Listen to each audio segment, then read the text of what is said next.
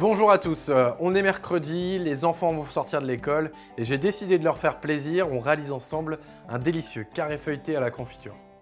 Bon d'accord, j'ai pas d'enfants, c'est juste que je suis un gros gourmand. Allez, venez voir, rien de bien compliqué et c'est super bon. Pour réaliser cette recette, vous allez avoir besoin d'une pâte feuilletée du commerce, si vous en avez une carrée c'est encore mieux. Un petit peu de confiture de fraises ou celle de votre choix. 2 jaunes d'œufs qu'on va battre pour notre dorure. Un petit peu de sucre glace.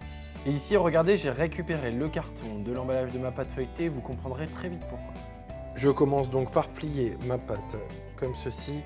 Ici, je vais simplement faire un petit trait pour pouvoir me repérer. Hop, je déroule. Et ici, je plie dans l'autre sens. Une fois déplié, j'obtiens donc 4 angles et je vais couper à l'aide d'un couteau comme ceci. Je récupère mon carré que je vais plier une nouvelle fois en deux. Un petit trait, je déplie, même chose de l'autre côté, il ne me reste plus qu'à couper sur ces traits. Pour faire une belle décoration, c'est très simple, nous allons couper à peu près à 1 cm de distance du bord, un trait comme ceci. Attention, ici je m'arrête à peu près à 2 cm. De ce côté-là, même chose, alors là je rejoins bien ici, 2 cm et je m'arrête. Là, même chose, je compte 1 cm d'écart, 1 cm d'écart ici.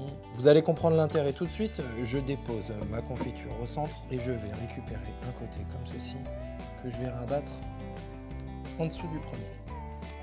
Je récupère mon deuxième côté que je fais glisser délicatement comme ceci et j'obtiens une présentation originale pour un feuilleté facile à faire. J'applique ensuite délicatement à l'aide d'un pinceau une petite couche de dorure avec mes 2 jaunes d'œufs battus. Pour la cuisson, ça se passe au four à 180 degrés, 10 à 15 minutes maximum. Surveillez bien la coloration. La cuisson est maintenant terminée. Je vous ai parlé tout à l'heure d'un petit bout de carton. Regardez, la petite astuce consiste à venir le déposer délicatement au-dessus pour pouvoir ensuite mettre mon sucre glace sans qu'il ne touche ma confiture. Et comme on n'arrête pas un gourmand, j'ai maintenant mis mon sucre glace. Je vais rajouter un petit peu de chantilly au centre et une petite framboise par-dessus et c'est prêt pour la dégustation. Bon appétit et à très bientôt pour une nouvelle vidéo.